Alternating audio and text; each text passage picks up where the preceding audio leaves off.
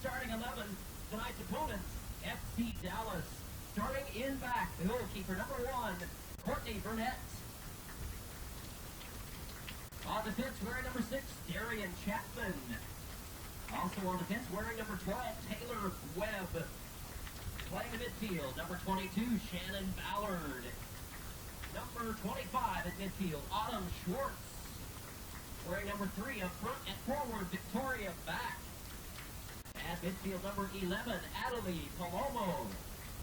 Number 7 at midfield, Stephanie Rodales. On defense, wearing number 10, Abby Ostrom. Up front, number 13, at forward, Trinity Thomas. And rounding out the back on defense, wearing number 16, Gabby Puente. Ladies and gentlemen, FC Dallas. All right, let's welcome FC Wichita, the girls in red. Your starting 11, in goal, number 1, Jamie Richenberger. The back line, wearing number 11, on the fence, Peyton Vinci. Also on the fence, wearing number 26, Addie Merrick. On the fence, wearing number 7, Kelsey Quick. And rounding out the back on the fence, number 25, Sarah Henderson. At midfield, wearing number 2, Katie Kramer. Also at midfield, number 4, Giselle Gonzalez. Number 10 at midfield, number 10, Dora Gallo. And 3 forwards this afternoon, number 14, Ashley Zane. Number 22, Katie McClure. And up front, number 20, Allie Henderson. Ladies and gentlemen, a big welcome to FC Wichita. Ladies and gentlemen, if you please rise, remove your caps for our national anthem.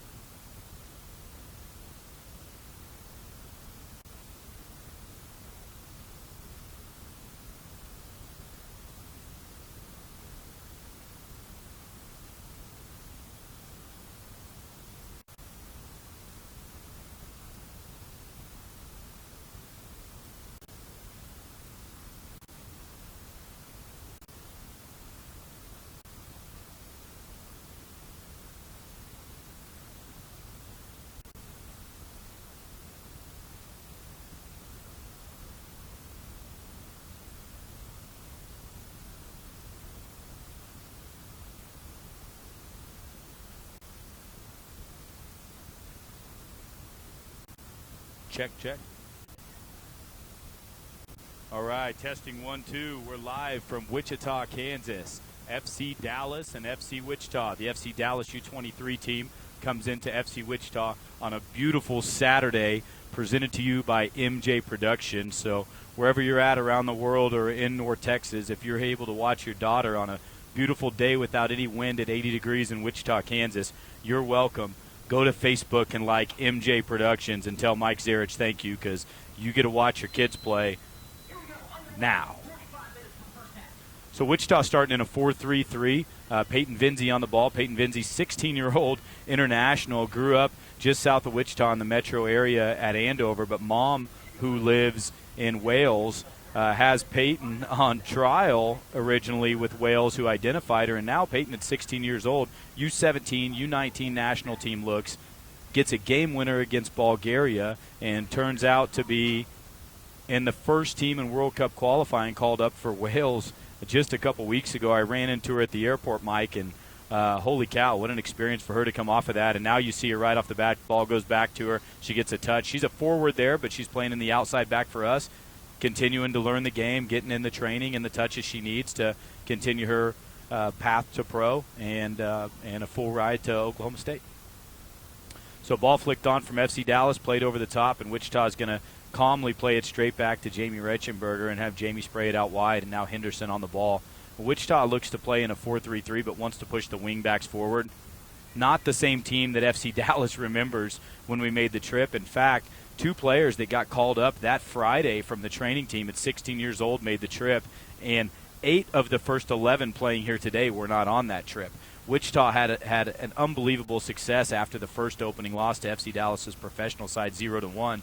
The team met in the locker room for the first time, and that was it, and we're in that game. Since looked like they were the favorite in this league, and to be honest, from what I saw, probably would have been with 8 or 9 of these gals in the roster, but it was great experience, a great opportunity to go there and play. But now you've seen players like Grace Hagan, Katie McClure. Grace Hagan, of course, number 2 in the Big 12 in goals. Katie McClure, our leading scorer, who wasn't on that trip, but also distributes at KU to Grace Hagan. So now Carolyn Castor, Grace Hagan, Ash McClure, players like Zane, these players are back, and they're looking to make a statement today. I'm sorry, check that. Hagan is not back, and Castor is not either. Of course, Castor lives in Kansas City and is a mother now, and she's probably watching. But Castor, a few years with FC Casey in the NWSL, and won a couple national championships and then retired, but came back and has helped us a few times, and she's not fully ready to totally part ways with the game at this point, and we happily consider any options to playing that she wants to be at FC Wichita whenever she's ready. And we love her contribution to the game in Wichita. So McClure with a little bit of pressure, and FC Dallas just sprays it out wide and tries to clear, and Henderson takes a ball right across her right eyebrow and's a little bit stunned, but more along the lines of she can't see than concussion-type ball. There's Kelsey Quick again stepping forward out of the center back to pressure number 3 from FC Dallas, who's playing the target forward, and Kelsey pushes her all the way back into her half, and what fantastic work from 3, and now they spray it down the line. It pulls Quick out to pressure the forward again. So FC Wichita's center backs already getting stretched a little bit and having to do a little bit of work in the offensive half to pressure and push it forward back, and as she drops back, she's looking for a little bit of help from the outside back, and of course the ball gets shoved forward, and now FC Dallas, off a clearance from Kelsey Quick, out of bounds, a deflection, puts FC Dallas with the corner kick. 3 minutes, 30 seconds in, so just the 4th minute of action.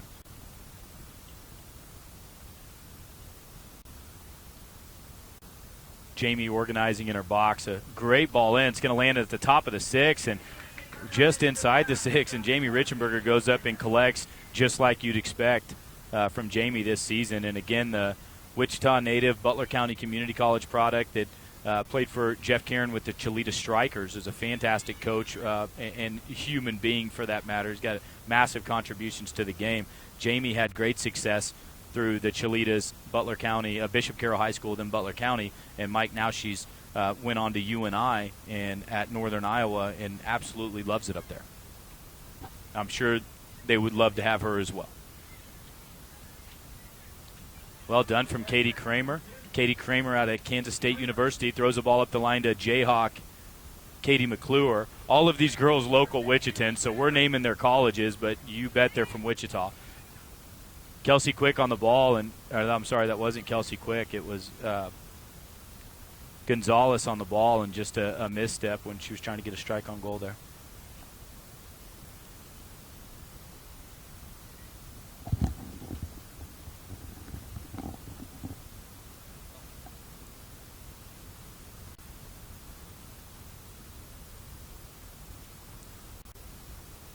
Not sure of FC Dallas's shape. It looks at times when they attack like they're attacking in almost a 3-4-3, but it appears to be defensively more like a 4-4-2.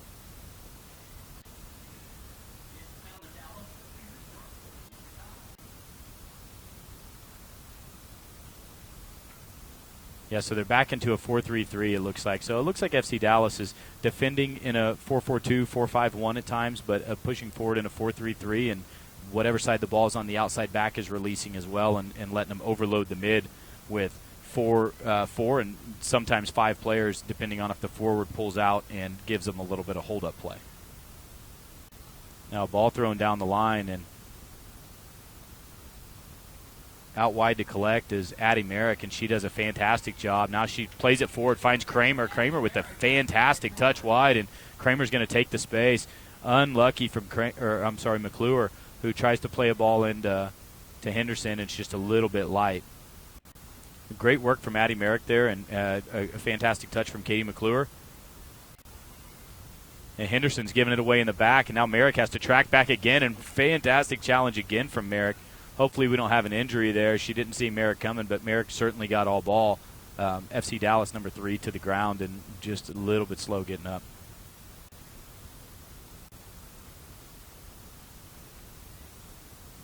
So Ashley Zane earns a throw-in off FC Dallas.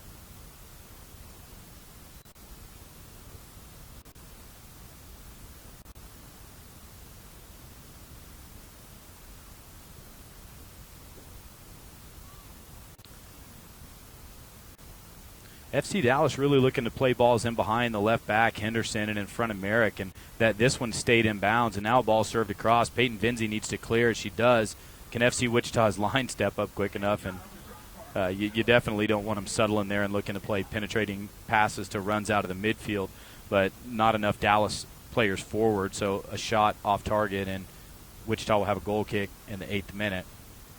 If you look when you get an opportunity and the camera pans to midfield, FC Dallas has 3 and 4 players back with 3 Wichita mids, but this is what I was getting ready to say, is they're very compact. The FC Dallas backline shape is not very strong right now, and almost paid for it. Katie McClure with the shot on goal. FC Dallas's defenders, they have no depth, they have no width right now, and it's definitely potential for disaster. And the referee, not Johnny on the spot there, avoids a handball. The goalkeeper steps a yard out of the box before punting it. And again, no defense on the wing really, that FC Dallas is just having to recover and fly out wide. Katie Kramer gets around the edge and earns a corner kick. But you have to watch for this if you're watching this game at home. Watch FC Dallas's back line. At times they push forward and they defend with 3.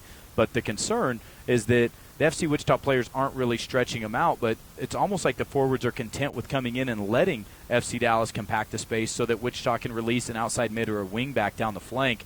And those balls in behind to McClure, Vinzi, and some of these players coming off the back could prove to be devastating for FC Dallas if their defenders are all covering a 10-yard space.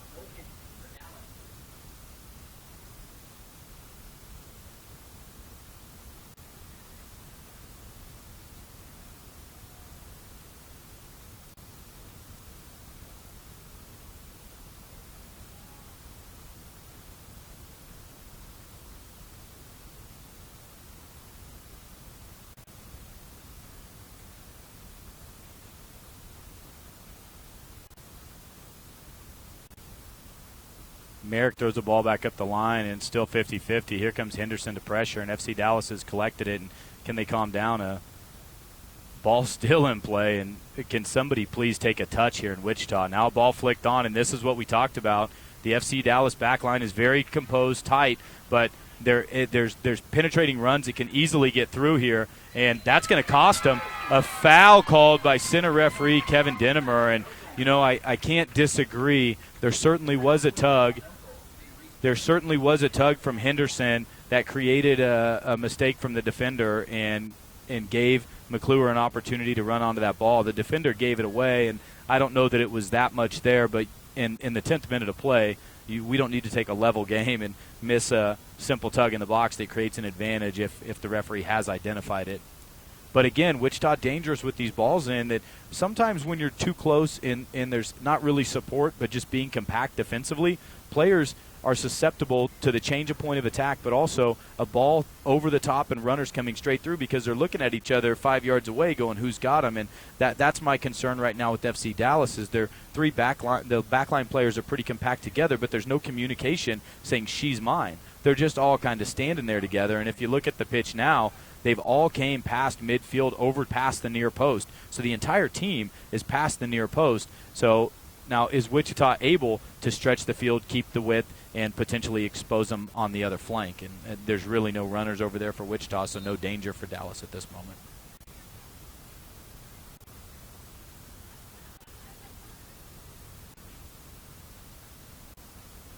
Well, a good representation of media crew here in Wichita, Kansas. You've got Cake TV, KSN, and KWCH all already out here today, so that's fantastic. We appreciate their support. But that's ABC, CBS, NBC, all three major news stations, affiliates, giving the Wichita women some love today. So fantastic show for the WPSL, and certainly Wichita's proud to be a part of it and continues to grow over the years and want to be a destination place for teams to come in and play. Certainly players would love to come in and like the men's program and housing and meals and different things that the men's program provides, but with the talent pool in Wichita with these women, we really don't need to bring players in from outside of Wichita. These girls are local, the talent here is fantastic, and we really want to continue to give them the platform to play professional soccer.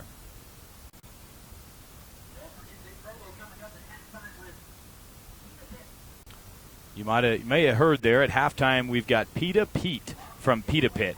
Tony Palomino, a longtime supporter of Wichita soccer. In fact, I knew Tony, Mike, when I was 10 years old. Very good friends with his son, Michael. Michael Palomino is now a doctor in Wichita, was my doctor for a few years. It's difficult to have your friend as a doctor because I diagnosed myself, and I'm a bit of a OCD kind of guy, so I diagnosed myself, and he has trouble telling me, Blake, you're wrong. So after a while, we just disagreed to the point that maybe I needed to find a doctor that I believed, I wasn't a better doctor than. And I can tell you that's certainly not the case because Michael Palomino is a fantastic physician, but he probably got sick of me. Wichita with a little possession at the top of the box, and that's Dora Gallo looking to strike a ball. And no, Wichita cannot bring the ball down. I was going to say, can somebody take a touch and restart this? And now we have with Henderson. Henderson still has possession. Now she's attacking the flank, and a ball across is dangerously driven across the box. That's going to be out for a goal kick for FC Dallas, and not necessarily a shot, but if you're on the back post there, we certainly want players here after you see this shot come across on the replay. You need to be crashing the back post. There's two players standing there that aren't looking for the ball driven across goal, and that's about all she had. So the forward there, how about a near post run that maybe puts you on the end of that? You get a deflection, and potentially the back post, your whole job is to be there and assume that the ball is going to come wide or that you're going to have a chance to score. I know players that made careers out of making back post runs. Now Henderson with the change of pace, and she's won the ball off FC Dallas's back line and brought down with a dangerous challenge up at midfield. And that the foul there is number 10, Abby Ahlstrom, defender for FC Dallas, and she's brought down Allie Henderson. But now you've got Peyton Vinzi, number 11 for FC Wichita, looking with the right foot to serve this ball into the box, and Wichita pushing strong numbers forward. 6 players in the box for Wichita. Ball in from Vinzi, and a dangerous one if it can get over. It has, and now that's Ashley Zane on the ball with Henderson pressuring, and Wichita looks to keep him in the half. Peyton Vinzi's won the ball, and it's out for a corner kick.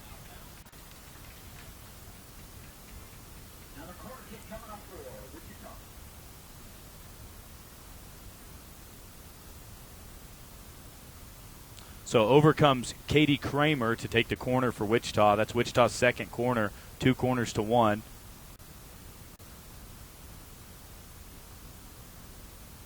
And a dangerous ball across. Deflected out of the FC Dallas defense. Dora Gallo out to collect and tries to throw a ball back across box again. Henderson a little bit of pressure. Wichita still trying to step forward. There's 2 Hendersons for Wichita, by the way, if you hear Henderson a lot. That's accurate. And FC Dallas throws a ball out wide that's going to go out for a throw-in. So Wichita again pressuring in the offensive third. The Pita Pit, we started talking about Tony Palomino before that opportunity. At halftime, you're going to see Pita Pete, the mascot for Pita Pit, defend 5 takers in penalty kicks.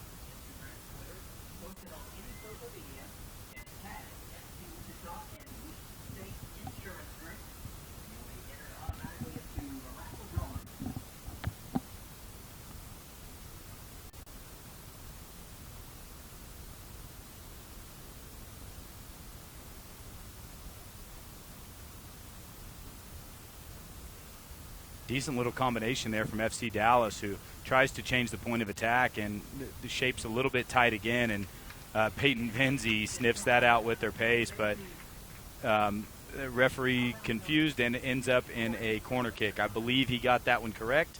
I think, of course, the correct thing for Wichita fans is for that to be a goal kick, but the accurate call, based on video, if we're going to call it like it is, now a short corner from FC Dallas. Oh, and what an opportunity. FC Dallas plays the ball short. Wichita does not step up, instead leaves players sitting at the top of the 6. An unmarked player on the back heads it back across goal. Now you see, I'm sorry I don't see a number, but you've got to put this ball in the back of the net. So wide open net, 3 yards away from goal, and the ball gets sailed over. Very fortunate for Wichita to be entering the 19th minute in a 0-0 game with that opportunity gone. Now, we've seen FC Wichita with a goal called back for a foul as well. Wichita definitely applying more pressure into goal up to this point than FC Dallas is, but that shows you the quality of FC Dallas. Other than it doesn't hit the back of the net, they get one chance on a set piece, and they're super organized. And a look, wide open goal from 3 yards. Wichita very fortunate. Ball driven across from Dora Gallo. Doesn't quite squeak through. Looking for Katie Kramer on the wing, and it doesn't get through to Katie. But good idea from Dora, looking to change the point of attack, identifying that FC Dallas is a little bit compacted.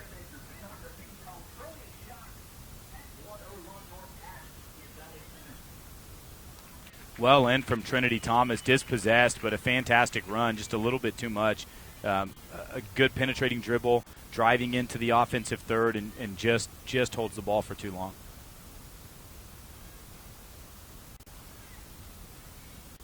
Kramer on the ball, looking for Peyton Venzi. Peyton errantly sends a high ball forward and to McClure. She ends up getting the person she picked out, but it stayed in the air for a long time. And Dora Gallo, what great support in to support Katie McClure, to give Katie McClure an option. And Henderson stepping forward with a fantastic challenge. Henderson now plays the ball into McClure's feet, and McClure turning, looking to change the point of attack.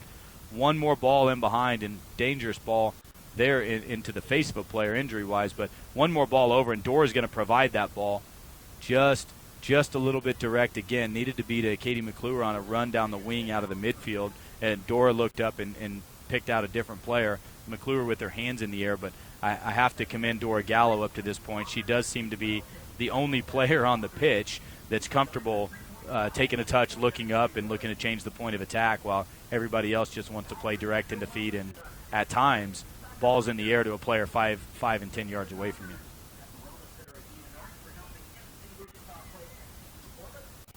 Wichita's shape's good, the pressure's good, and it's going to leave FC Dallas with this as an option to throw a ball over the top or get dispossessed in the mid, and it's exactly what they do, a change of possession, and see if Jamie can pick out a player here. Looks like she's going to punt.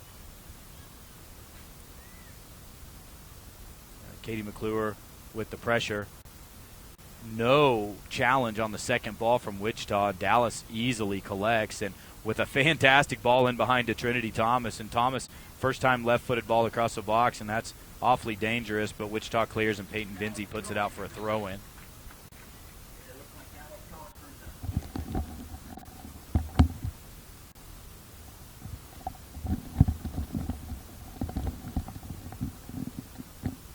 So it's a wonderful day in Wichita. I got my colleague Mike Zarich here from MJ Productions with me. And Mike, what do you think? Have we had a better day in the last 3 years for soccer since we started doing this between the men and the women? I don't think so. We've had some incredible weather. We haven't had to fight any rain, but as far as 4 o'clock afternoon game, I don't think we've had anything like this.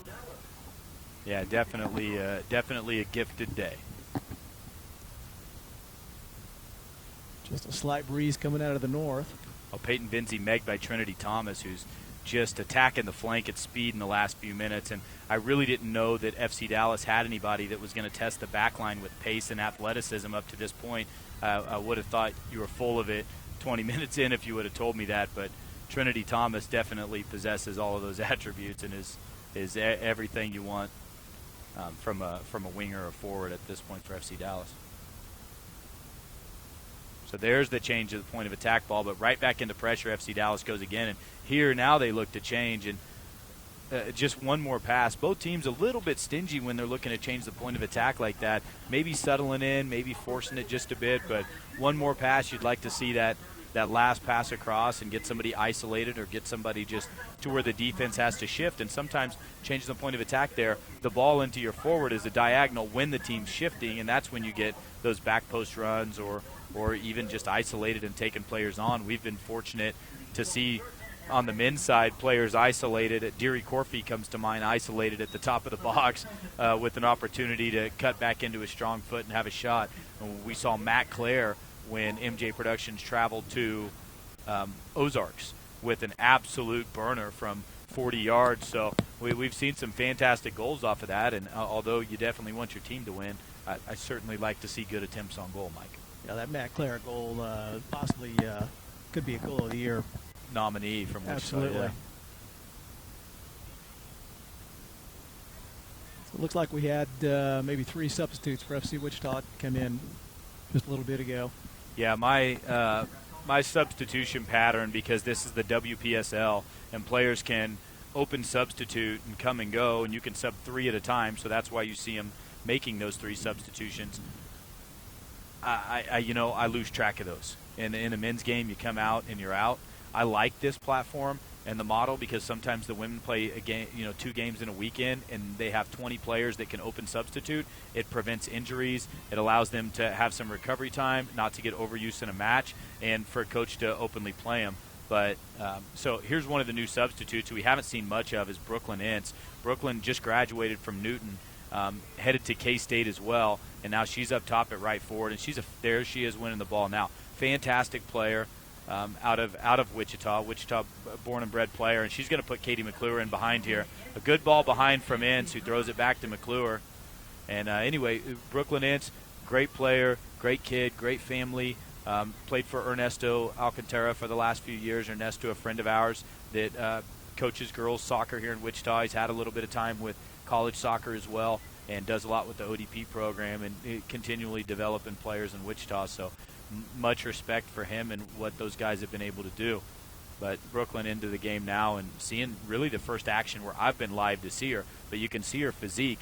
She's not an easy player to deal with from a woman's side. She's definitely built for the part of strength and speed, but it's her vision and technicality that really I get a lot of mentions about. So I'm excited to see her play today, and hopefully she can give us that brand of soccer that we want at home, which is a high level of attacking, fast pace, confident possession. When it's time to be direct, that's fine, but and there she is, almost getting an opportunity on a ball across from McClure, and Ince almost scores.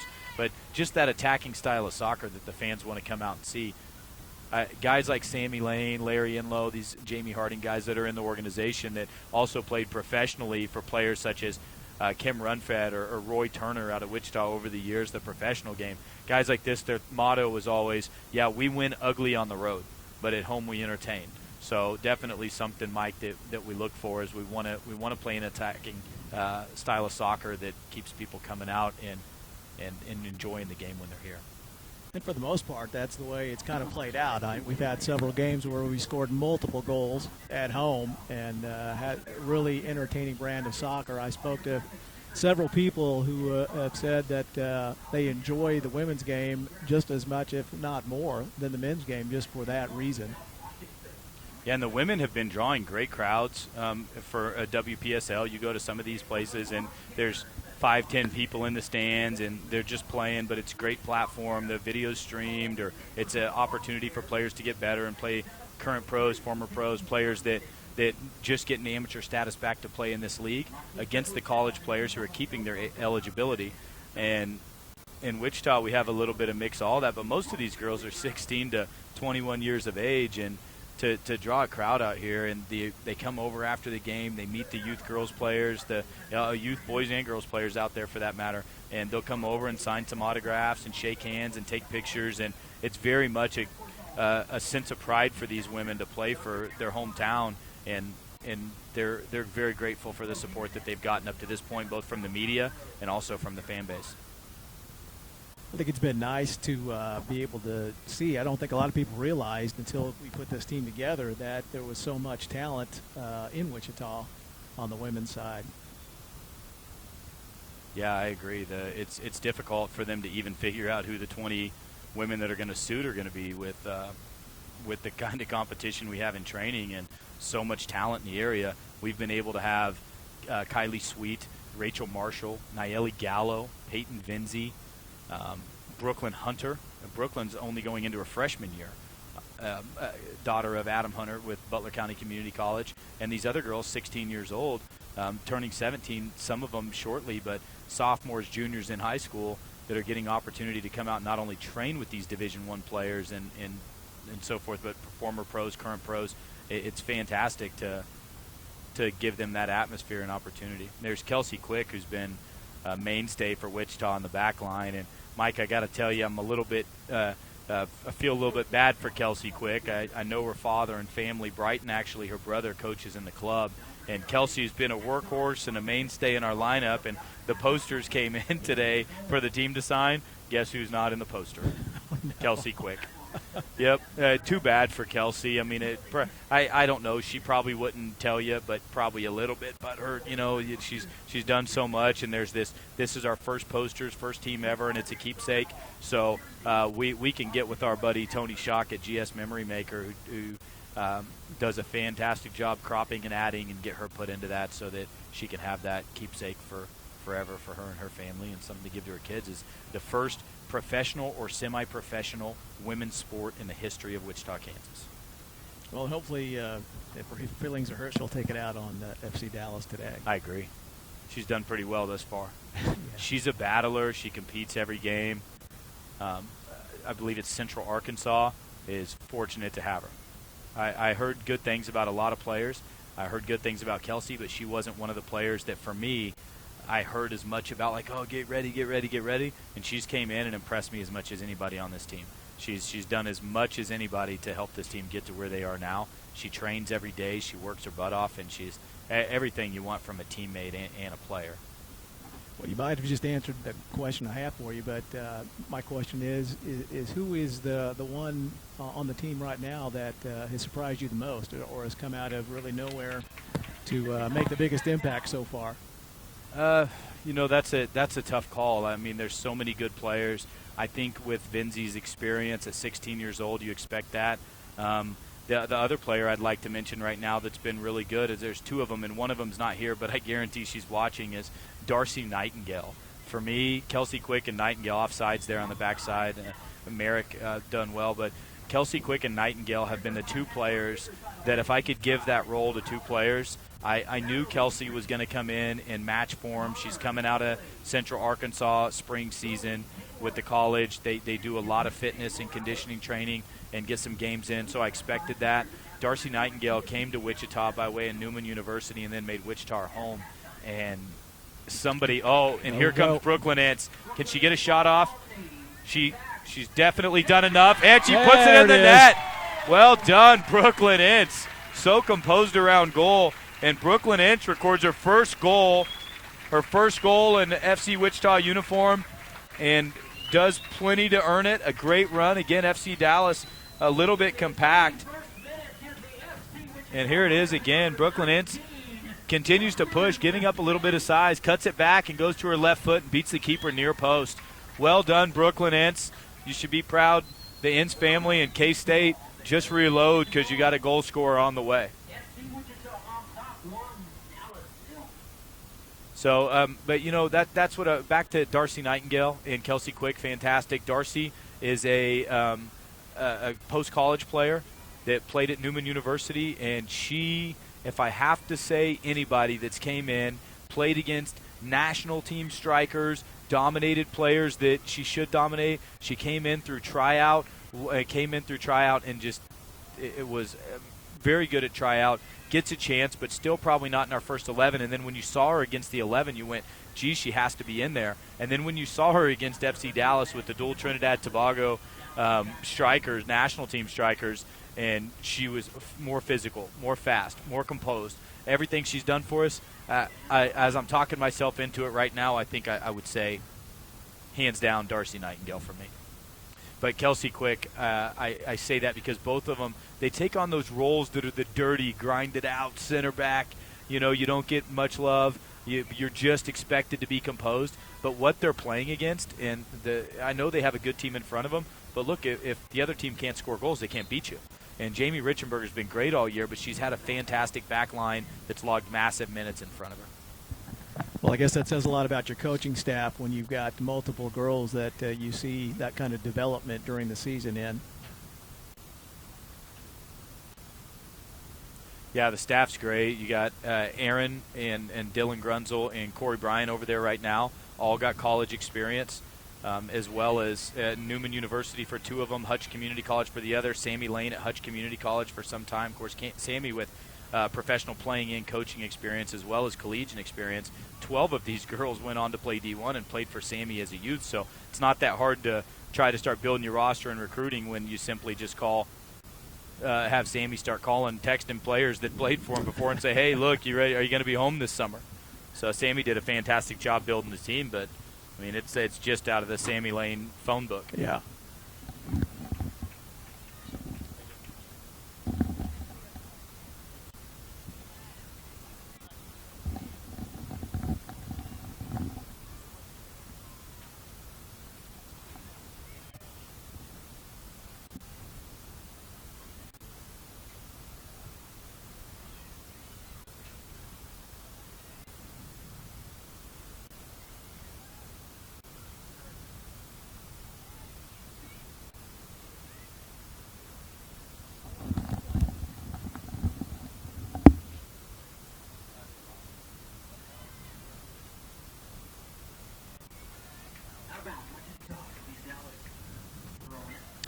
Throw in for Dallas.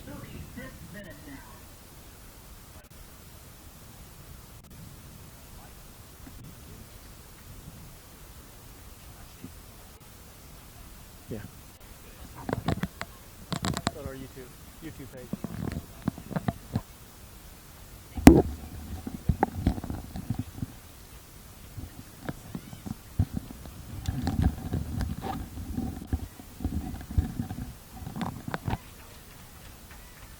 Apologize for the dead air there. We're kind of working with some of the media people, making sure they get the link to the game and increase our media coverage for the team. So Blake's still dealing with somebody, and he'll be right back. Looks like a free kick.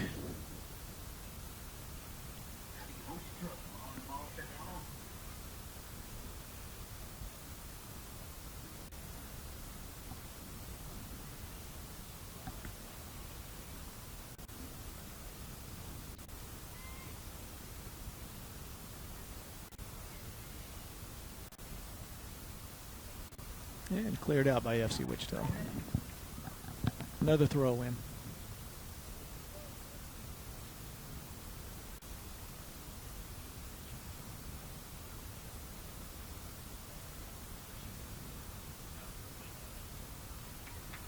Nice defensive play, and then the foul. Free kick for Wichita. Sorry there for my hiatus. KSN and also Cake TV, but KSN and KWCH were behind me, and they're both asking for a little bit of information on the women and trying to track the YouTube stream right now so they can continue to pull highlights off of it and go back and get that goal. I don't know if they missed Brooklyn N's goal, but they're trying to figure out a way to get it and put it on the news, so we appreciate that. Ashley Zane with a little step over and now serves a dangerous ball into the box and a dummy run from Katie McClure that just hesitation for the goalkeeper. She's got good position but sets it down in front of her. And Wichita still 1-0 in the 37th minute.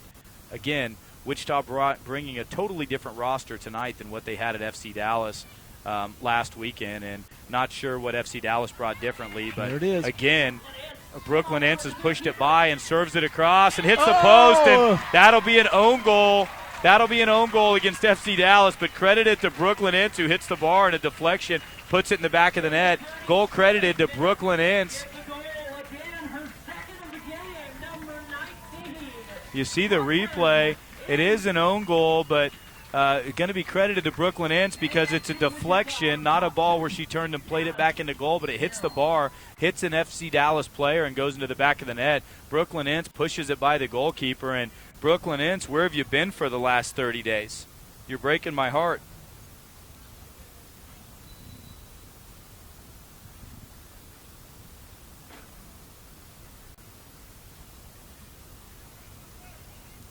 And that's going to take something special, folks, to beat Jamie Richenberger from 27, 28 yards out.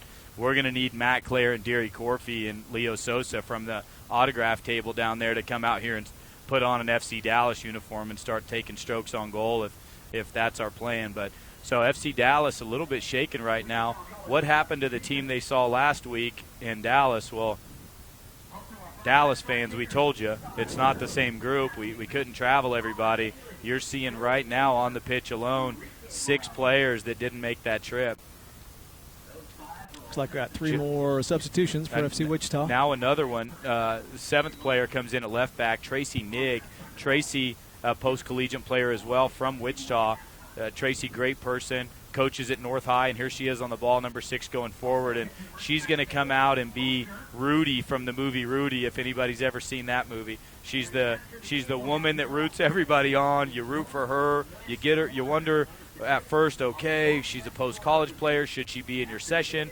Then you get her in training, and you go, holy cow, she works harder than anybody. Then you get her on the team dinners and on the team text line, and she's the nicest, most positive player. Always got something positive to say about her teammates and the organization, and and then you give her the opportunity, and you realize, wait, she's got some soccer as well. So happy to see Tracy get some minutes and get onto the field at this point. So remember, she had a really nice game early on in the season, one of the first or second home game. She had some nice minutes for FC Wichita. Yep, and there she is, pressuring the ball now out wide. Good role model for local girls, and there's Peyton Vinzi coming all the way in, stepping in and winning the challenge, but giving it away, trying to find the feet to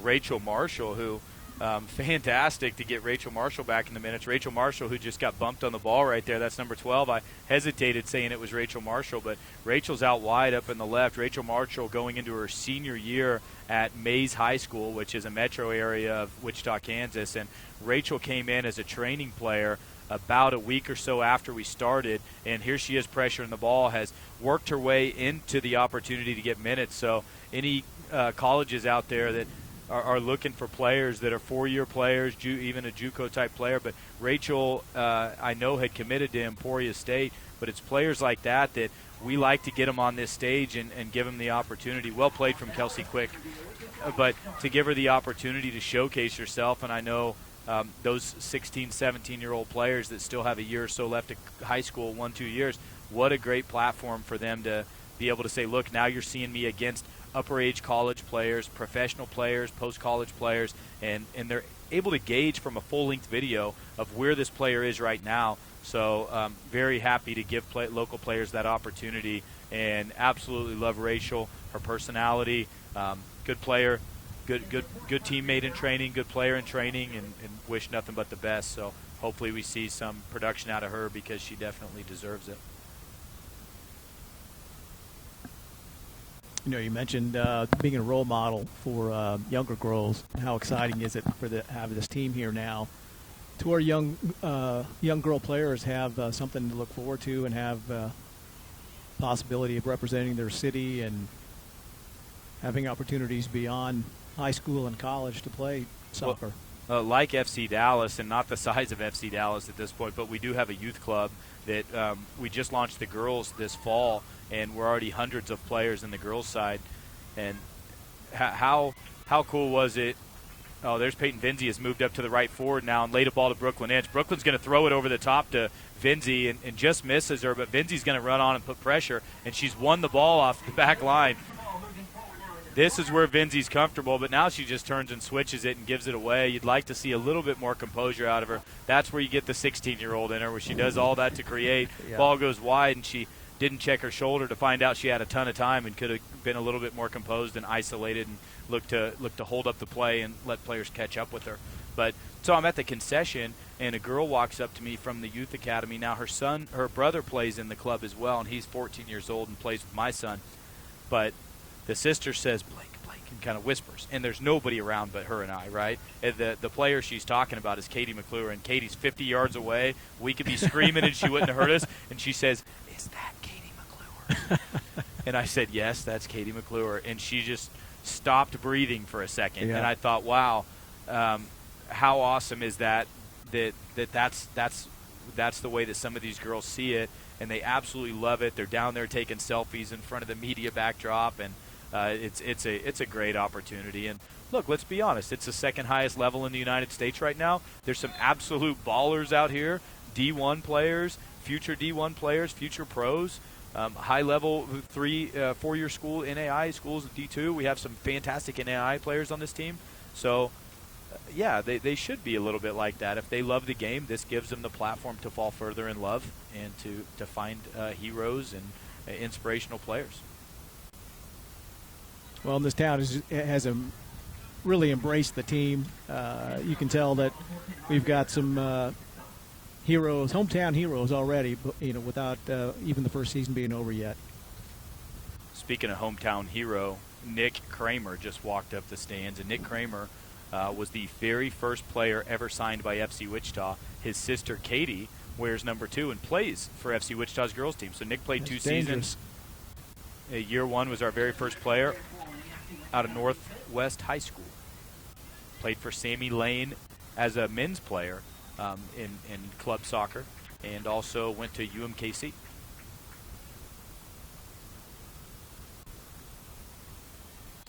So nothing really dangerous here in the 44th minute, getting ready to turn over the 45th minute. We're 10 seconds away from being in the 45th minute, and FC Dallas had a chance to go up 1-0 on that little sitter on top of the box and doesn't take advantage of it. And now here's Brooklyn Inch pressure, and again, we've seen Brooklyn at the right forward. We've seen her in the midfield, and everywhere she goes, there's bodies on the ground, and she's got her foot on the ball. So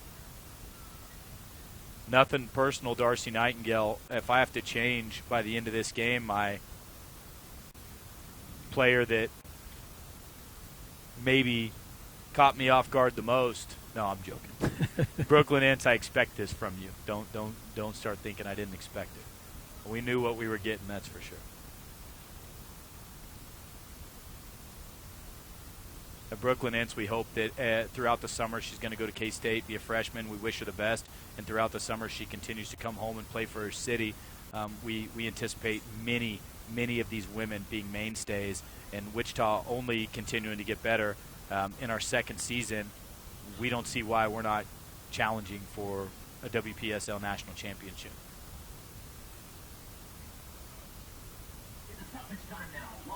Well played from Merrick, and now Merrick's coming forward. Can she release Peyton Vinzi down the flank? And Peyton's made the run, but Merrick just looks to power by, and she still got it. Well defended from FC Dallas, and Merrick just don't commit a foul there. They've had the switch. Giselle dropped out and switched for her, and is very accustomed to playing that role. So she drops out and switches and allows Merrick to get forward, and now Merrick can recover. But Giselle Gonzalez, well switched, dropping into the center back, and now Merrick still at the number 6 position as a defensive mid. Fantastic work from Addie Merrick, but needs to throw the ball down the line and release the pressure from herself after she had beaten 2 players. If she just plays Peyton Vinzi out in front, Peyton has real estate to run, and Merrick can now get around her. But worst case, Peyton ends up with some hold-up play in the corner and allows our team to get forward instead of Addie Merrick on a 60-yard run. Now the balls went through, and it's Brooklyn Ince. She's challenged the keeper. She needed to get the ball on the ground, never does, and that's going to be halftime. A fantastic chance from FC Wichita to put a third goal in, and who else with the chance besides Brooklyn Ince, who's came in and really accounted for 2 goals in the first half. Well done from Brooklyn Ince, and we actually have a couple of her coaches, and actually maybe even her father here.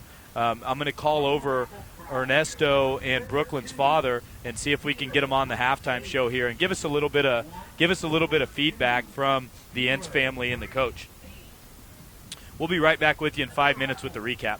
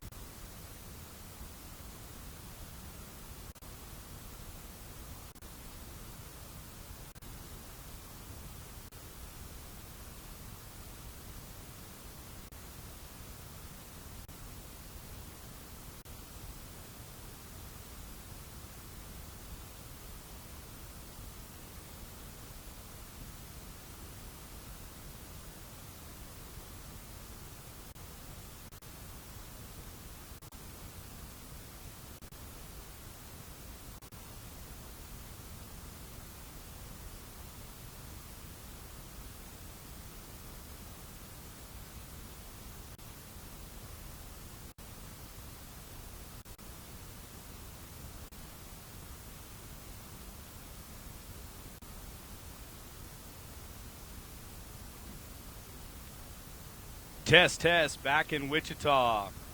MJ Productions, turn up the mic.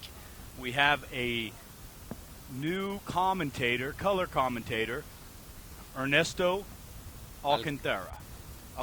Say it quick. Alcantara. What's that color commentator mean, huh? Color commentator is just the guy that knows soccer that comes in. You ask him a few questions, you chime in here or there. But here's what I want more than anything. Ernesto, I spoke about you, so the people that are watching this feed right now have already heard the Brooklyn Inns Ernesto connection. We talked about Brooklyn coming in as a senior this year going into K-State. And I said I looked over and saw a friend of mine who happened to be her trainer and developed the team, of course, the Fire. We didn't talk a lot about that, but you've had a massive role in a lot of young players' lives over the last few years, specifically on the girls' side. And you see Brooklyn Inns is really one of the stronger players out of Wichita in her age and able to compete at this level even at a young age. And first action she gets with Wichita in her first half, doesn't start the match and comes in and almost is on a hat trick if she just gets this ball down or gets a flick on it at the end, but puts both balls in the back of the net for Wichita. The second one we gifted her, but she did take a shot, hit the bar, and deflect it off a player, so it's her last touch. But watch the replays here. Brooklyn's goals, if you can see them. Here's the first one where she cuts back to her left foot, and she's getting a little bit overpowered, finds a defender that has a little pace as she's looking for the shot on her right. Defender commits, and she cuts it across and finishes with the left. And on the next one, here's the one where she pushes past the keeper and hits a ball across goal, and whether she's trying to put it on frame or just put it across goal, hits the bar, bounces off an FC Dallas defender, and 2-0 the Fighting Ernestos, right? So, I guess you could say that. All right, anyway. So I just wanted to give you some love because as a friend and a fellow soccer trainer in Wichita, I can appreciate the massive hours you put in as an educator and what you bring to the game. But tell us a little bit about Brooklyn, when you met her, the age she was at, and obviously it's a good time as we're 2-0 up against FC Dallas, both Brooklyn and Skulls. Well, thank you, Blake. Thank you for having me out here. And, yes, I was fortunate enough to help coach Brooklyn Nance. And, last year we had a great team with the Fire where a lot of these girls played. Allie Henderson was in there, Brooklyn Nance, Bethany Reeves. And the previous year we had the Wichita Warriors with Dora Gallo, which I'm fortunate enough to coach her sister this year, Nayeli Gallo, and I think she'll be a nice prospect for the FC Wichita team. She is currently training with the team as well, and is too. It becomes a little bit of physicality, not quite what Brooklyn or Dora, for that matter, brings to the game, right? Exactly, and we'll have a lot of players like that. The current club where I work with, it's with the Rush. But going back to Brooklyn Nance, I met her whenever she was in third grade. Dad brought her over to Butler Community College at a camp that we had there, and it was just something different about her. She was passionate. She would celebrate goals. She wasn't embarrassed to celebrate her hard work. So what you just saw there is something that I was lucky enough to see every day in practice.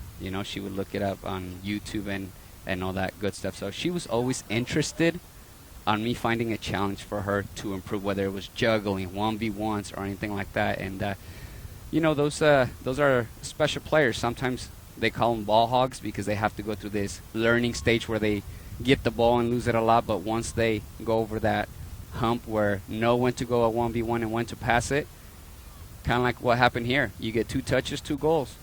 And there, as we're talking, the player driving down the right flank at the right forward again, Brooklyn Inns, and stands a player up, a little Matthews, shift inside, push it outside, and she's a driving dribble down the wing. And FC Dallas puts it out for a corner kick, but a dangerous ball by Brooklyn thrown across, showing that she can not only put the ball in the back of the net, but distribute and create chances in front of goal as well. You're exactly right. Every time she gets the ball, the defense knows that they have to hesitate or they have to get there before she gets the ball because she's that type of player. She's a game changer.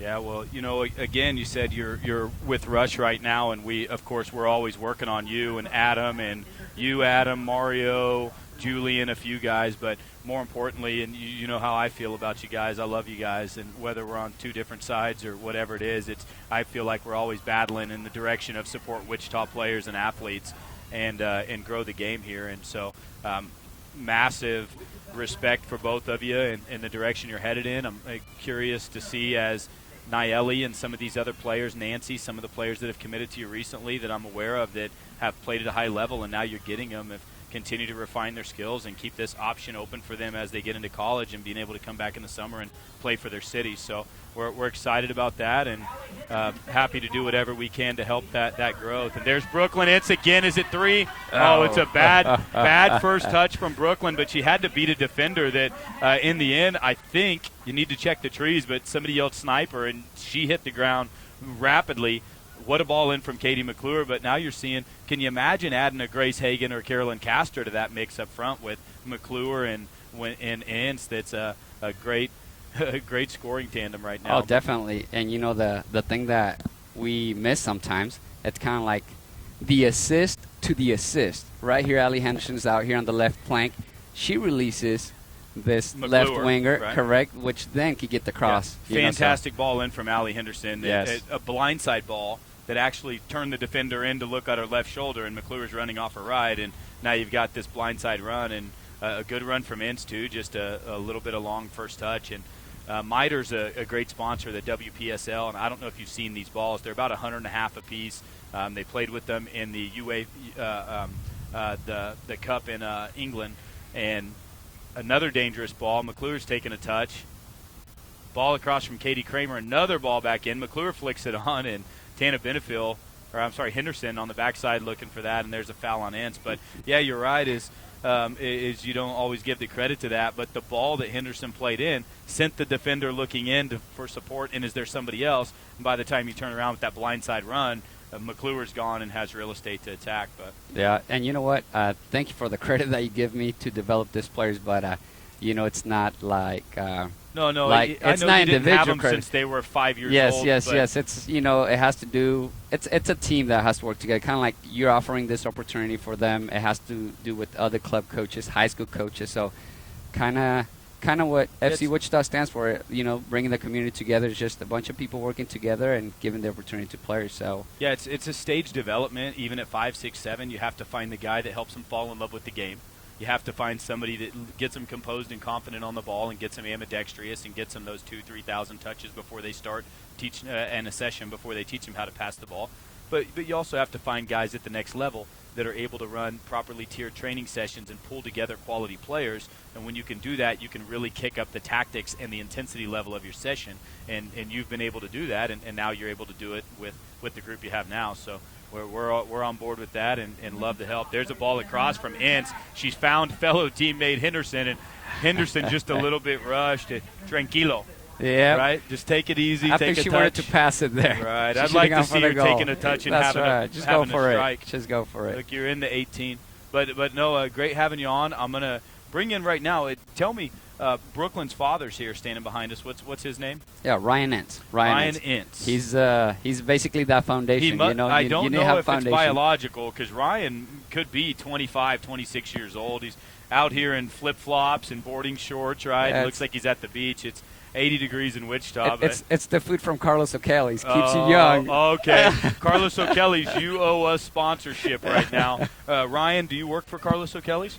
Okay, Ryan and Carlos O'Kelly's, we'll be hitting you guys up with Dave Phillips very soon if Dave's still around there. Dave, you owe us for that one, my friend. Well plugged in from Ernesto, who clearly is getting an extra order of chips when he hits Carlos O'Kelly's. Free chips.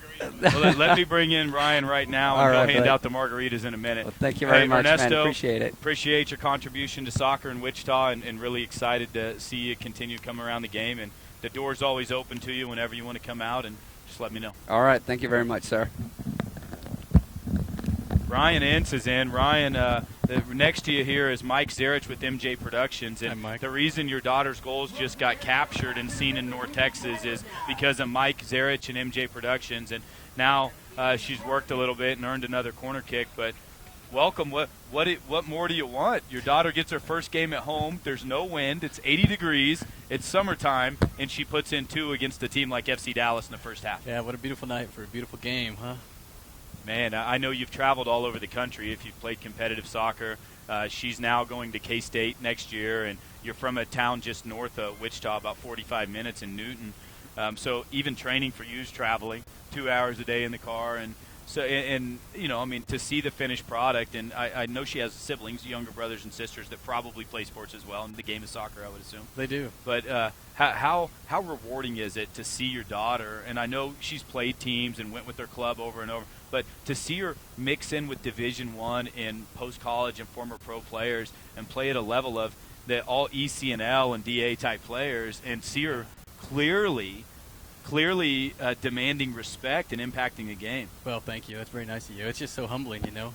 She's put in a lot of hard work, had a lot of good people that have been her support system, from Adam Hunter to Ernesto, you know, especially Ernesto, who's trained her since she was 9 or 10 years old or whatever that was, and just taught her not only the technical skills, but just the knowledge of the game, you know. She understands the game so well, and just neat to see her develop, but it's just humbling. Does she spend a little bit of time in the gym? Yeah. Does she hit the gym a little bit? I mean, I don't know if she naturally has this physique and she gets it through training, and maybe Ernesto has some magic dust that I don't know about. But so you're saying it's not hereditary? No, my friend. She, muscular-wise, the physical attributes, she's outgrown Dad. Right. Right? Yeah. Yep. But you can see from here, I mean, the quads, the hamstrings, her core strength, her core in general. I mean, she's very powerful. And K-State, without a doubt, getting somebody that's ready to come in as a freshman and demand minutes and impact the game. Even if she's doing it here, she's going to do it there. These players are from Texas University, and these are fellow Big 12 players that she's able, and the cream of the crop at that.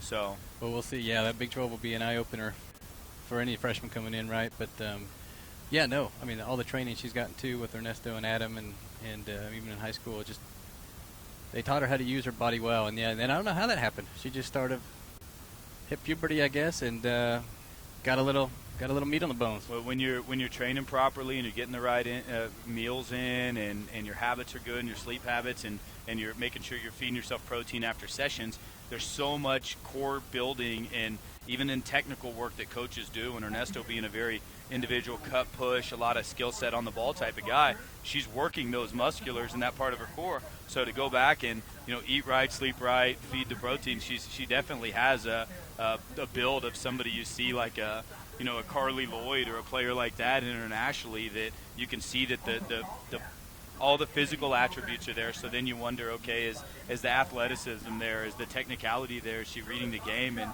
if I had to put checks in all the boxes for technical, tactical, physical, I would. The mental part, I mean, until somebody absolutely lays her out, I'm not sure yet, right, at 18 years old. But I've meeting her about, let's see, in February we released this team, and she was one of the women that showed up to the press conference to be announced as one of the first signings for FC Wichita. And it's sad that we're just now getting her, but when she came out, you'd be very happy and proud of her as a father.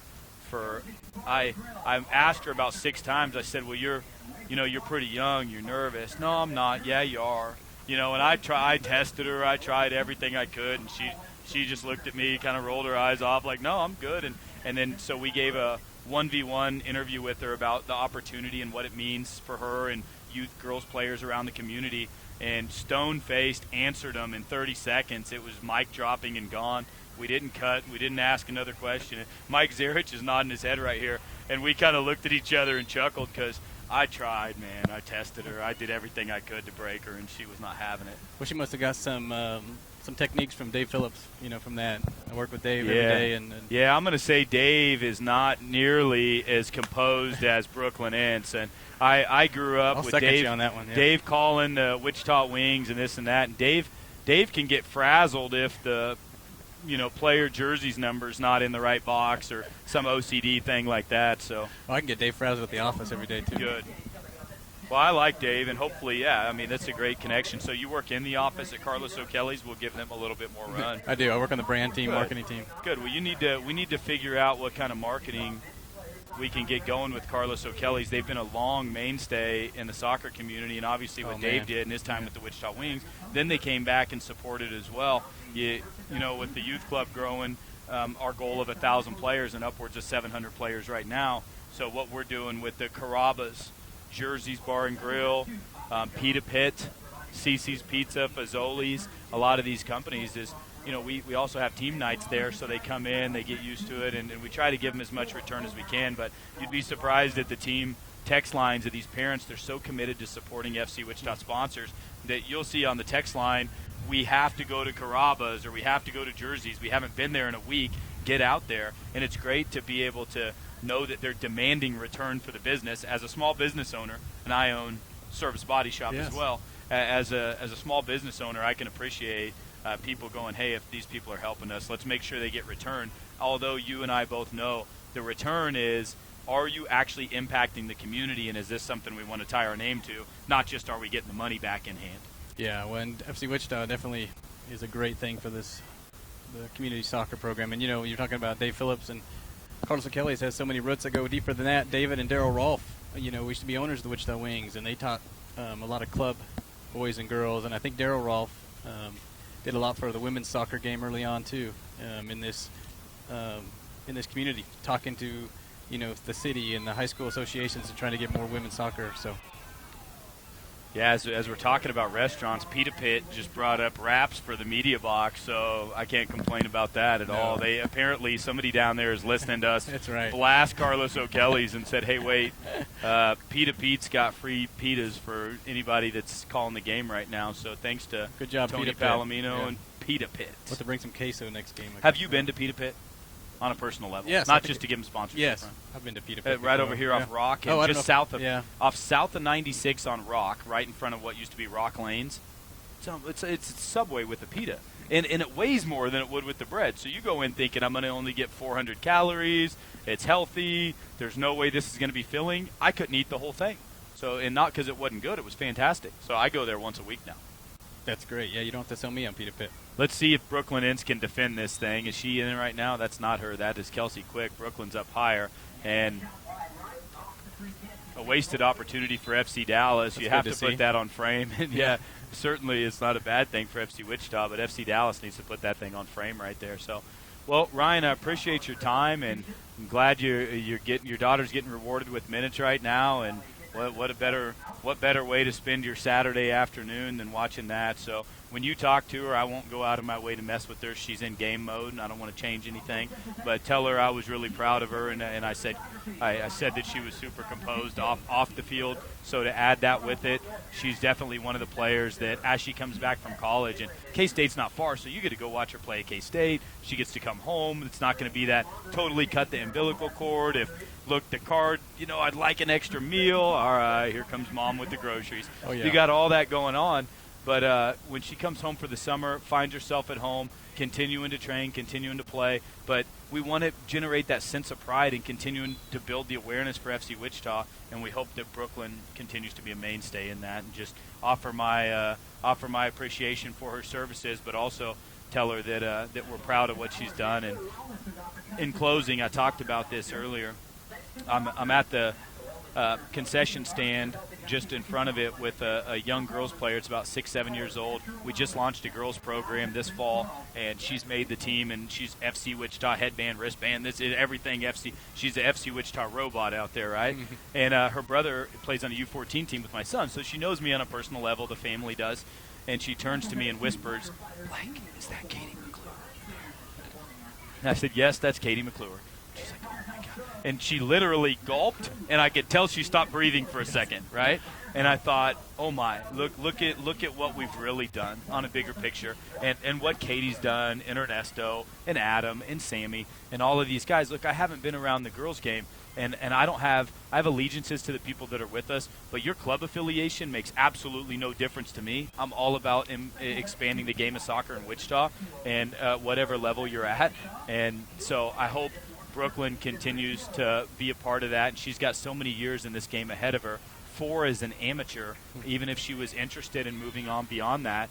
But while she's getting her education and becoming a professional in a different aspect of life, hopefully mom and dad and siblings get to come out and high-five her after home games. Well, thank you for those kind words, yeah. And we love everything you guys are doing with the community, with women's soccer and men's soccer as well, but especially the women's game and how you're advancing that with FC Wichita. And yeah, like you talked about, just those young girls coming up and seeing some of these girls playing, Katie McClure's and Allie Henderson's, and just great to see that. And they can look forward to playing out here one day too.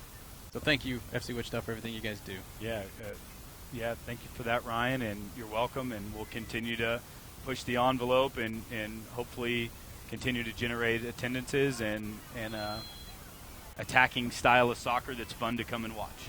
Thank you. See you, man. All right. Thanks. Bye, Blake. That was Ryan Ince, Brooklyn Ince's father. And as we were talking to Ryan about 30 seconds ago, Brooklyn gets clipped in the ankle in a little first touch into the middle of the field and beats a few players and gets clipped in the ankle. And then Katie McClure on a ball in comes back and receives it as a hold-up 9, but ends up offside. She hadn't established herself before she touched the ball. So it's offsides on Wichita, and FC Dallas goalkeeper is going to take a free kick and look to play a ball over Wichita. It'd take about a 60-yard ball, and it doesn't quite make it. Wichita coming forward with Kelsey Quick, and now Katie Kramer wins the ball in the midfield. And there's Brooklyn Inch released. If Katie Kramer can play her, Katie Kramer's played forward to McClure. McClure pressures, the keeper clears, and FC Dallas's midfield collects and composes. Well, Blake, you can tell by talking to those two gentlemen just how close-knit the women's soccer community is here in Wichita, and how much this FC Wichita team and now the academy is going to impact them in the future, and how much they really appreciate what's going on. That's Katie McClure, and she's in on goal, Mike. Still has it. Didn't get a shot off. Lost it, and now she comes back. Tries to shape it near post, which usually when you hear shape, it's a far post ball, but she comes back to the near post and bends it, and the keeper gets a flick on. Not too late in the day, so the sun wasn't in the goalkeeper's eyes, but in the men's game in a couple hours, that would be a difficult ball to deal with. That'll be tough. And anyway, goalkeeper pushes over the bar. Wichita on its 6th corner kick of the game, and 4th shot on goal. That one coming from Katie McClure.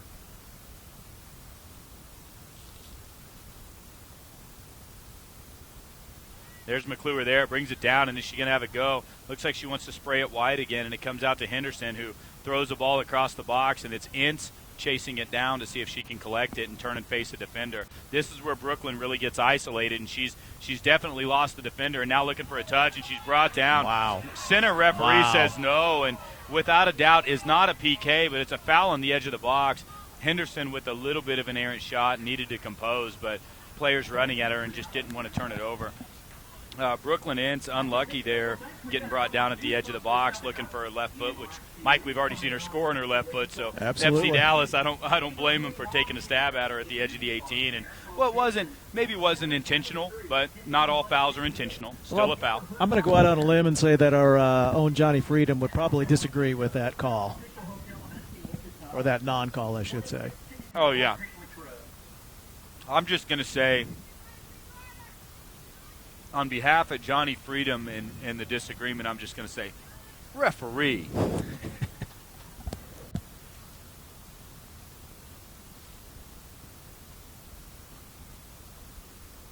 Yeah, we just started the 67th minute here in the second period.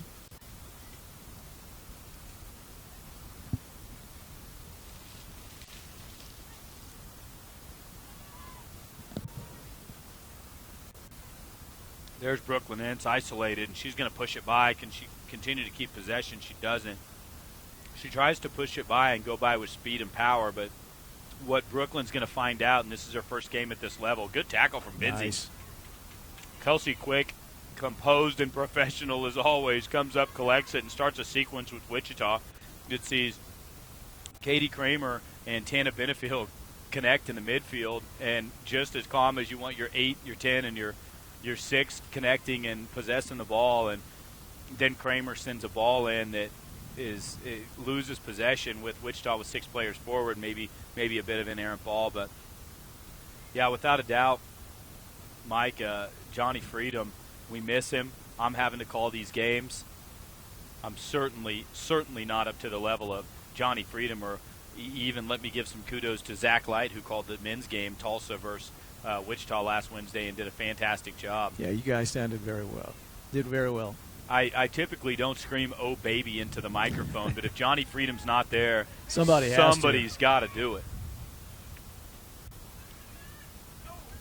Paige Akey fighting and puts it out for a corner, but Paige showing a little bit of intensity and interest to try to try to rip the ball off the FC Dallas back line. Tana Benefiel collected from Henderson, and Benefiel so powerful on the ball, gives it away, but that initial shield and first touch is class from her, and just gets it ripped off of her with the second player coming to support.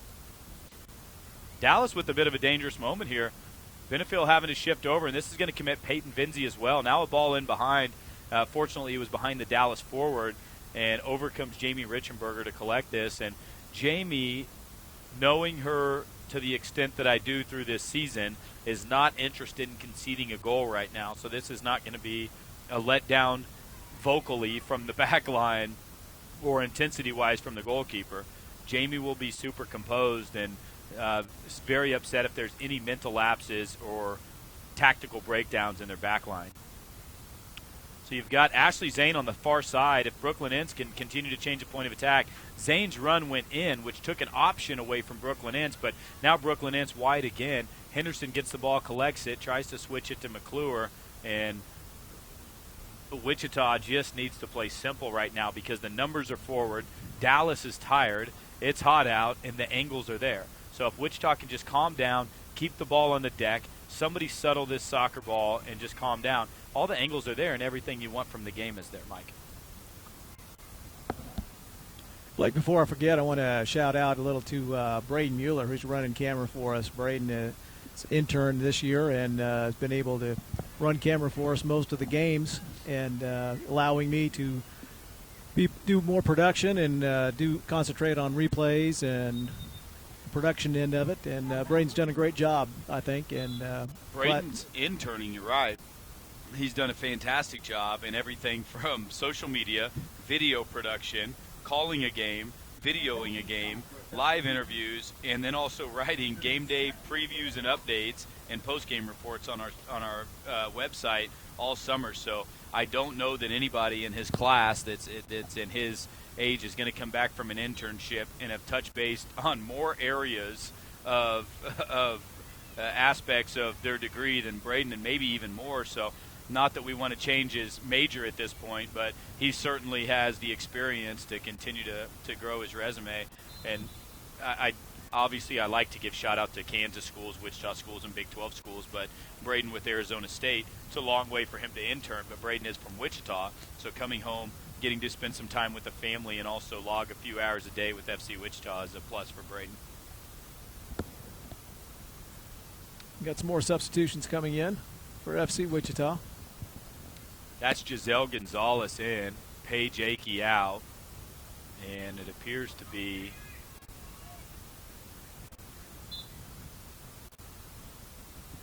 it's either Henderson, or Henderson.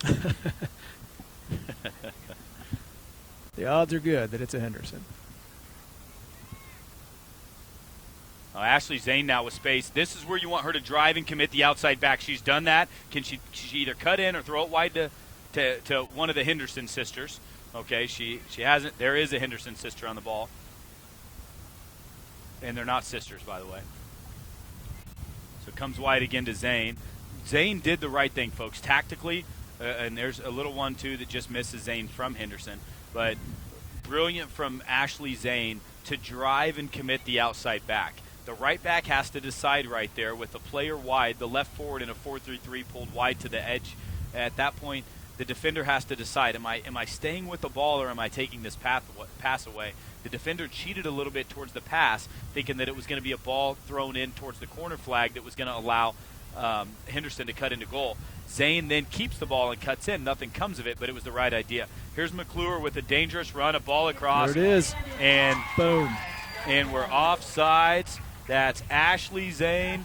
Cheated forward just a little bit. And Johnny Freedom, are you serious right now, referee?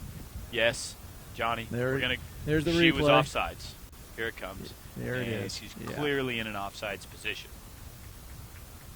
You can dispute that. You can email kevindinemer@gmail.com. No, I don't know the email address, Mike, but if you want to dispute it, go ahead and call the WPSL, but I'm pretty sure that they're going to side with, yeah, she was 5 yards offsides.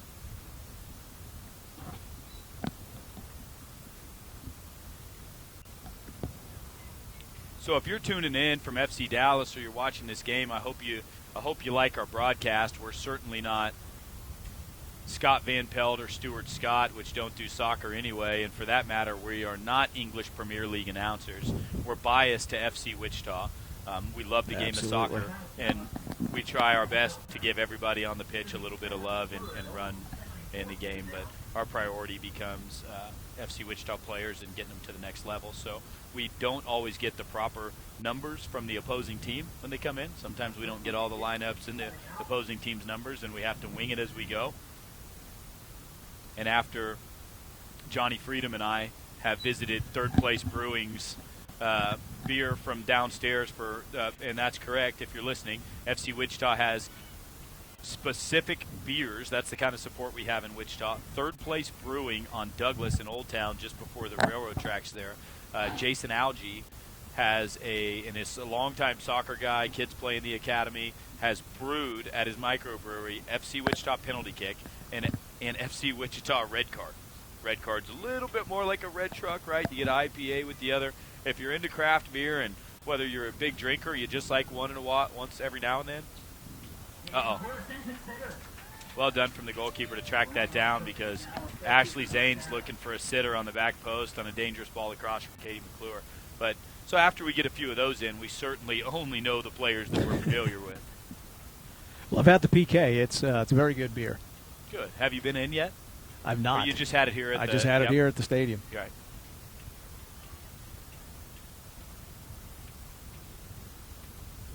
Well, Wichita, we sell cereal malt beverage here, which is a lower percentage alcohol level, and of course people can tailgate and bring their stuff into the parking lot, and that's clearly where you had yours. But you can sell this 3.5 or whatever the lower alcohol percentage is. But now Kansas has got rid of the C&B, so there's no more C&B. So from here forward, it's just a regular beer like you would get at a liquor store or any ball game. Even the Royals and teams like that. Of course, the Royals play in Missouri, but anything in Kansas, Sporting Kansas City, there's no more C&B, so they're kicking that alcohol content up about 3.0 for those of you that are hitting the game. So consider that for sure. Now, Sporting KC doesn't mind it because it's actually less for them to buy it than the specialty 3.0 beer, which nobody wants unless you're at a sporting event where you have to sell it like that. So for those of you that have been to a sporting event in Kansas and wondered why you spent $200 on beer and didn't have a change of mentality at all, well, that's because, it's hot, you're sweating, and it's only 3.0 beer. But with Jason Algie, Third Place Brewing, that is not the case. That's going to be obstruction on FC Dallas, and a little bit of frustration there from Trinity Thomas, but kudos to her for having the soccer savvy to turn and try to take that free kick. And even if they get the call right and goes back the other way, she gives her defense an opportunity to recover and get set. Henderson thumbs up. Referee, can we play? Referee says yeah, and Henderson lumps the ball over their midfielders. And here comes Ashley Zane, who plows through Palomino for FC Dallas, who's getting up very gingerly, and a foul on Zane coming into Palomino's back. That's good aggressive play.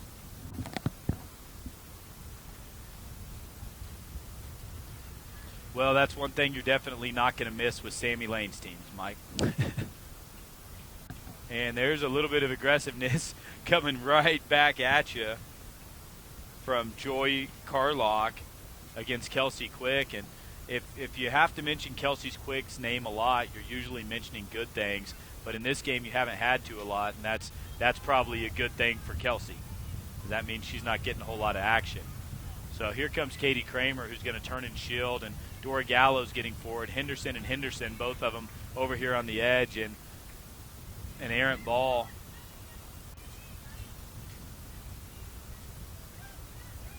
Lets FC Dallas win possession. Now Dallas's best chance in the second half. They're forward, and guess who, Mike? Kelsey Quick. Of course, gives up a corner kick, but quickly comes over to keep the ball in bounds and just misses barely. So Dallas now, there Kelsey is coming across, cutting in front. Nice job. and puts the ball out for a corner, trying to save it. But FC Dallas on their 5th corner kick now. Wichita 6 corner kicks. FC Dallas still lacking a shot on goal, Mike, and that's certainly the difference is the creativity in the offensive third and the ability to put a shot on goal. Anything across goal just like that, Jamie Richenberger sniffed out. There's not going to be any rebounds. Anything at the 6 I'm going to come and get, and that's the end of the story. 60-yard punt following it, and there you go. So now that FC Wichita collects it 60 yards from the edge of the 18, you got Henderson on the ball. Gallo showing feet, and can Henderson just share the ball? She doesn't, but she's beaten 3 FC Dallas players, and an errant shot from Allie Henderson. Dora Gallo, look, we won possession. Your first touch was good. Dora Gallo's showing. Her feet are available. She's in the midfield. She's our number 10. We probably need to calm down and compose and not get that rush shot. But it's 2-0. You're playing at home. Your family's in the stands, right? Maybe a little bit of glory in the eyes, as Johnny would say. A little bit of she had glory in her eyes, baby. Or Sammy would be saying, "Somebody get ready."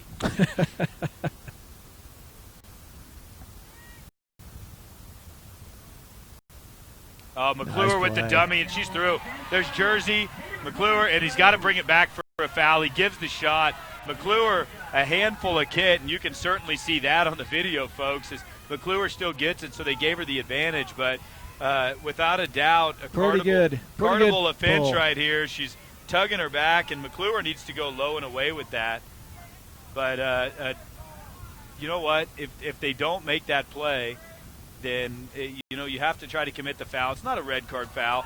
Certainly was a foul against Chapman in the back line for FC Dallas, who was beaten on a little head fake from McClure. Soccer savvy, and puts herself through to goal on that ball.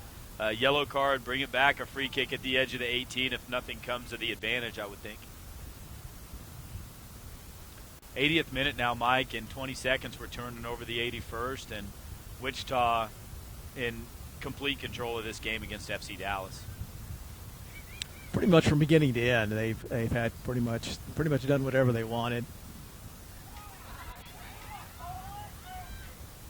The field in great shape too. Got to give great credit to Daniel Sack, Troy Hauptman, Mickey Laura. The guys with the City of Wichita have done a great job getting the field in decent shape for tonight's match. Stryker Soccer Complex in Wichita, which those of you that are watching, we are playing on an all-natural grass surface, and it's a fescue surface, so it's difficult in this part of the country to get that thing cut down to 1.25 inch Zoysia Bermuda, but to get it to 1.5 inch type fescue and have it full is a pretty decent thing for this kind of pitch. So the pitch in good shape tonight. Players standing on top of it comfortably. Not a lot of damage to the field, as anytime there's been bad weather. Wichita's moved the game. The men's have moved it to Fringe University, to college, to a turf pitch, and made sure that they kept the pitch intact. Now, there's $27 million coming into this facility, which our youth team trains at as well, Mike, that's coming in next fall and starts in November, where there's going to be 12 turf-lit fields, a building on site, and well played from Addie Merrick. But now FC Dallas' best chance in the second half, and it goes sailing over the top. But so now, we're going to end up with the turf pitch at some point. That's going to be a all-purpose or all-weather. We're not going to have the issues of some of the maintenance, but a significant commitment from Wichita. And I know Troy Hauptman and Johnny Freedom. Was it Johnny Freedom that interviewed Troy Hauptman? Yeah, the other night. At halftime. Probably a good conversation. I scooted out of there during the halftime conversation, but great for them to be a part of it. But I have to give the state of Kansas and the city of Wichita, City Council, Mayor Jeff Longwell, Meitzner. These guys have done a great job putting this thing in place. And a friend of mine, Timber Lee, with the Wichita Sports Forum, and now we'll control the property here and open the door wide open to FC Wichita from a youth and senior team side, as we're super excited about it and ready to move forward. There's Rachel Marshall, 16-year-old player on the ball. Can she get an assist to Katie McClure? Katie McClure with the shot and saved by the keeper. Fantastic play from Rachel Marshall. What a square ball across the pitch. Katie McClure with the good first touch and a shot on goal. And again, we're talking about another 16-year-old player from Wichita, Mike, that we talked about her a little bit in the first half, and you just want to see these players have success. Going into high school next year with pro-type caps under your belt is fantastic.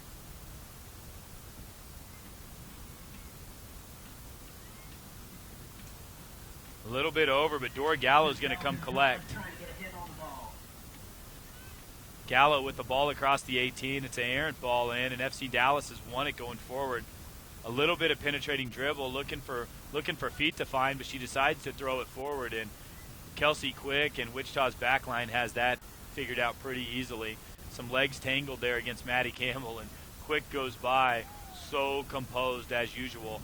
Ball forward to Katie McClure, and a dangerous ball forward at that. Now, if Dora Gallo, Henderson, and Marshall can compose, they have a 3v1 in this part of the field.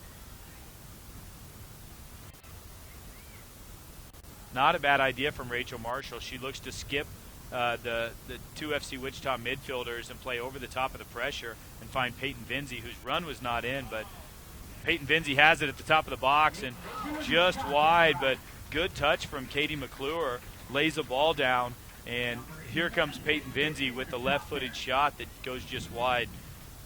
Now, we've mentioned Johnny Freedom a few times, and I haven't been able to use any old babies because I used them up last time I called a game, but I am happy to announce for those of you that tune in only for the professional and proper commentary of Johnny Freedom, he just walked up and put on a headset. Johnny, how are you? Good, Blake. It's great to be back. I was out of town for a week, just working my kind of regular job, and I literally was east of Indianapolis 12 hours ago. So I literally drove over to my house, grabbed my kit, my scarf, my hat, and my notebook, and I'm here, baby. That's a long run, Forrest. It's a long drive. So let me point out, I see we're up 2-0. Number 12 right here at the left forward in the 4-3-3 in front of us is Rachel Marshall. Going into her senior year, just finished her junior year at Mays High School. First opportunity to play at Wichita in front of the home fans. Came in as 2 weeks after we started training as a trial player just in training. We're going to help a good, strong local player get an opportunity to get into training. She's been lights out representing the club on social media, in person, in the community, and then as a player, she's competed every day, got better, and earned these opportunities. So she went to Dallas last week and got in, also with Kylie Sweet, who's also earned that opportunity, and now Kylie's just coming back from some regional time with the ODP team in the regional pool and trying to work her way into a national pool at some point.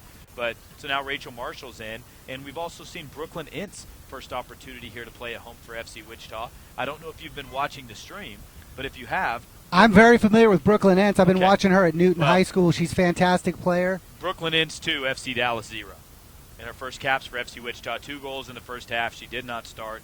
We've talked to Ryan Ince, her father, Ernesto, her coach for the last handful of years, and been very pleased with what Brooklyn and the other ladies have provided, taken over and dominating this game so far.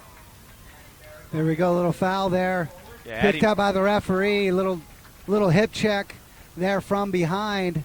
Stephanie Radalis brings Addie Merrick down, and Addie Merrick has had a fantastic game today for FC Wichita. She's played the outside back. She's played the center back. She's filling in for Darcy Nightingale, who's out of town. She's also played the 6. Of course, with Giselle Gonzalez at the 6, Addie Merrick's able to use her speed to help cover with Kelsey Quick, and now you've got Henderson on the ball. Is this Pookie Henderson on the ball? Pookie. Pookie's on the ball. Oh, what a ball from Pookie at that. Great ball in, headed off. I didn't see who got that. It's Katie McClure. Who else would it be on any kind of ball in the box that's seeking out? Smallest girl on the pitch seeking out anytime. Look, if she finds the ball, man. If the ball's in the offensive third, I'm putting it in the back of the net is her mentality, and 90% of the time she creates that chance. What a great switch. Peyton Vinzi plays Rachel Marshall. Rachel throws a ball across. Oh, off the post, but called her offsides over there. Offsides. The assistant referee raises his flag, or is that a her over there? It raises her flag, indicating I didn't catch the player. Offsides was offside on Katie McClure. Unfortunate. But twice since Rachel Marshall's been in at the left forward. She's looked across, one to Katie McClure at the top of the box with the first touch that McClure tested the keeper and had a save on. This one, which was a questionable offsides because it looks like McClure's coming from behind the ball, diving for it, reaching with her toe. So difficult to be offsides in that kind of situation. But again, Marshall throwing the ball across the box, trying to link up with McClure, and Gallo wins the ball in the midfield and composes. Gallo's been solid today, and really we haven't found Gallo as much as you'd like at FC Wichita. Vinzi finds the target, a laydown from McClure. Here comes Giselle Gonzalez, back to Gallo. Wichita looking to compose and possess. Gallo almost stripped to the ball, but the physical presence Dora to win it. Gallo, strong on the ball. Katie Here Kramer comes with the switch. Katie Kramer's having a go. She had glory in her eyes there. Little speck of it. Little outside, though. 5 Wichita runners in the box. Should have put a ball in there. If you're going to shoot it, you shoot it across goal. And if it doesn't go in, we make the keeper make a save. You have a chance to get a back post goal. But certainly we don't need to be banging one near post from the edge of the 18 with 5 runners in the box. Certainly not. She had, again, glory. A lot of times it gets in the way of good sense there, Blake. FC Wichita with all the pressure here. Blake, since I've been back here, I don't know if it's been the situation for the entire game, but FC Wichita just constantly, the pressure on the ball has got to be making Sammy super happy.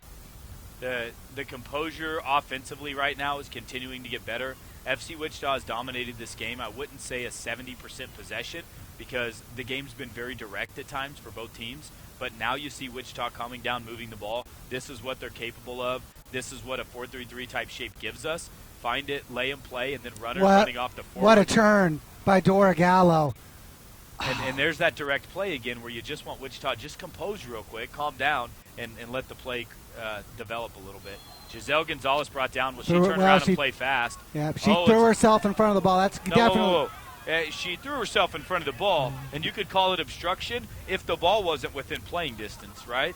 You're a guy that loves to talk against the officials. I've been on the officials half all game. Have you? But all game. I really? Haven't been We're going to have to turn the now, let me tell you, audio back and make sure. Giselle Gonzalez steps in front of that as she should have, but it takes a foul against her because she still can touch the ball with her foot. You can put yourself into that challenge. She has the same right to the ball, right? So as long as if she sticks her elbows out, I thought she was a little bit maybe she's fairly tough in the challenge. And there's McClure released from Vinzi, and they've been missing McClure. Well, that's what we talked about when they went to FC Dallas, especially the 2 games that they dropped to FC Dallas's pro team, and then also FC Dallas U-23s that were playing here. They were missing 7 of their first 11, and not always the first 11's the same. But when you're missing some of the quality in that first group that they were, and you're missing Hagen, McClure, players like that produce goals, it's devastating for Wichita. That's and even tough. Now today's 2 goals come from Brooklyn Ince, who hasn't been available to us until now all season. And Jamie doing a little bit of gamesmanship over here, wasting some time. And the FC Dallas player, well, she'll make her way over there. Well, we're in stoppage time, so yeah, Jamie's just trying to take a little bit of air out of this ball, and FC Dallas ready to get out of here too. But Jamie's going, hey, if I can protect my team a little bit, and you know what she's really trying to protect, right? The clock. The clean sheet and the clock, baby. That's right. And again, Jamie likes the clean sheet. I'm sure she's not too as worried as much about a clean sheet as coming back after those 2 losses, to that Dallas club. And sure enough, here FC Wichita, they're back in the win column, 2-0 over FC Dallas U-23s, ladies and gentlemen. How about your FC Wichita women, ladies in blue, in red today, with a big victory over a tough club. You girls in red. And here comes Steve Raylos, who never is doing enough work.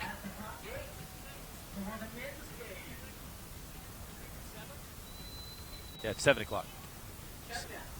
Yeah, Jared Cirillo is announcing 7:30 for the men. It is 7 o'clock, and I'm glad Steve caught that because my headphones are on and I could not pick that up. But yeah, so Steve Raylos, who you right now see walking across the field carrying chairs, those are chairs that also have 30-pound dumbbells in each side of them. So Steve getting a workout in before this match. He's on his 3rd pre-workout shake, Johnny, and that'll be it for the women's game. I tell you what, well done to the ladies. Hey, after this, if you're interested, why don't you stick around if you're here, or come on over. The ladies are going to be signing their posters tonight, so go ahead and get all these ladies' signatures. Their inaugural season. What a great opportunity to get the signatures of our first set of posters from these ladies.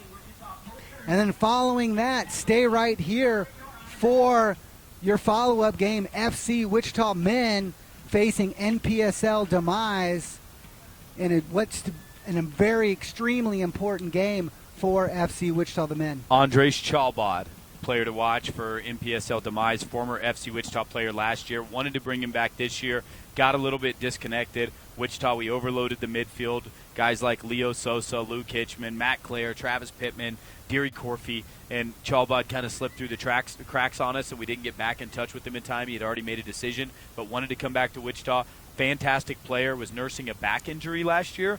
Kyson Frank at Mid-America Orthopedics and Dr. Klein, all these guys took care of him, helped him get ready for his college season, had a great year, and now coming back. Of course, he was a teammate of Richard Osterloh and is arguably the best player on that team was Andres Chalbad.